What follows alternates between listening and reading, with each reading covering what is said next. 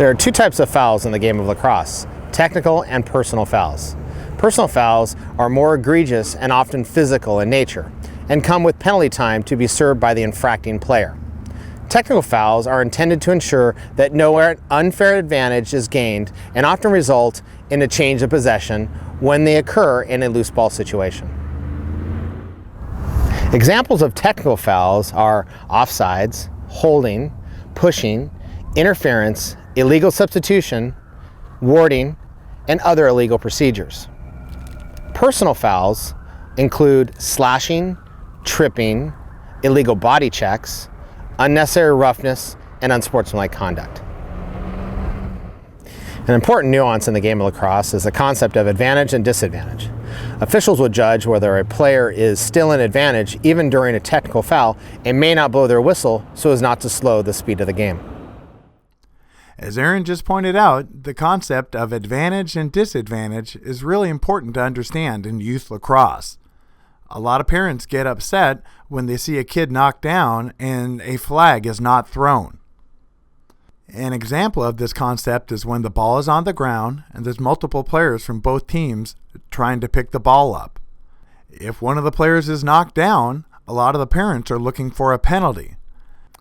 However, using the concept of advantage and disadvantage, if the team of the player that was knocked down ends up picking up the ball and moving down the field, there is no need to call a penalty.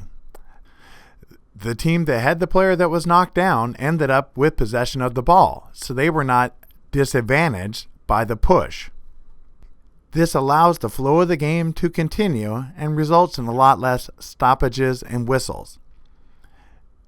If a penalty occurs, but there was no advantage gained or a disadvantage caused, there is no need to stop the game.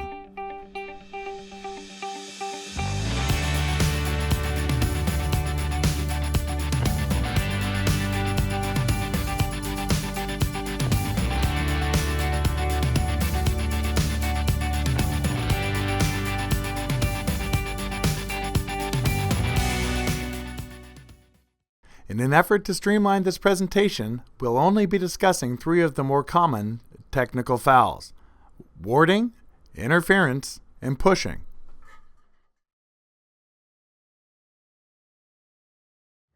Warding occurs when a player uses their free hand, the hand that's not on the cross, to create space and room and an advantage for themselves against the opposing player.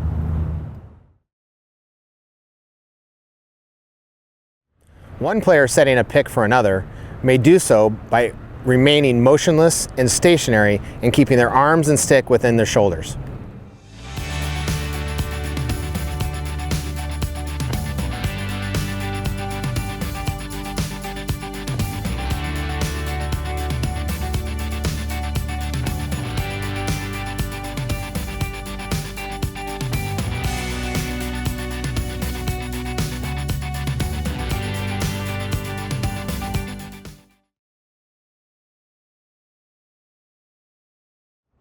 Another technical foul is pushing. Pushing is constituted by making contact with another player from the rear.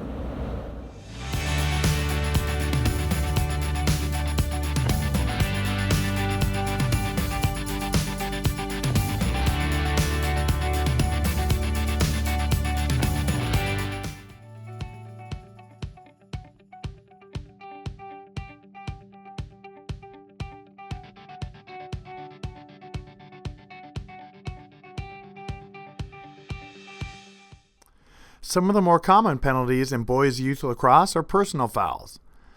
These fouls include illegal body checking, slashing, tripping, a cross check, unnecessary roughness, and unsportsmanlike conduct.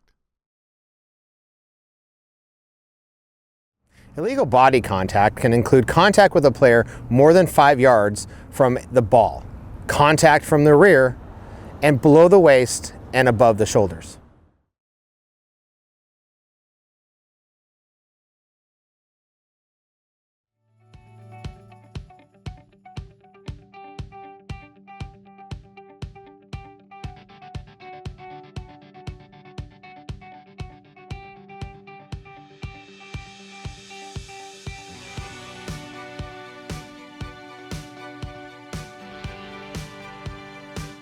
While lacrosse is a contact sport, there can be unnecessary roughness. Unnecessary roughness is defined as deliberate or an unnecessary contact with a defenseless player.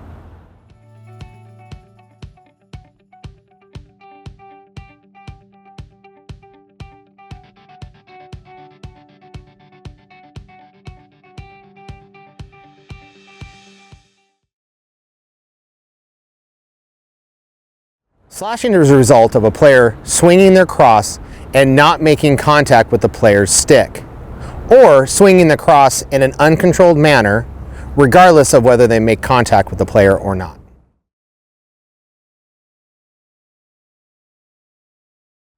Tripping is the act of obstructing a player at or below the waist. That can be done with the opposing player's hand, feet, body, or cross.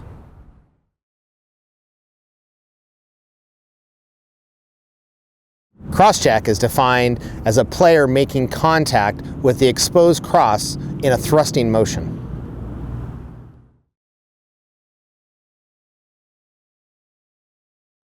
Unsportsmanlike conduct is defined as a player, a substitute, a non-playing member of a squad, a coach, or anyone officially connected with a competing team cannot enter into an argument with an official on any decision made, threaten another, use profane or obscene language or any gestures, including baiting, taunting, or calling undue attention to themselves.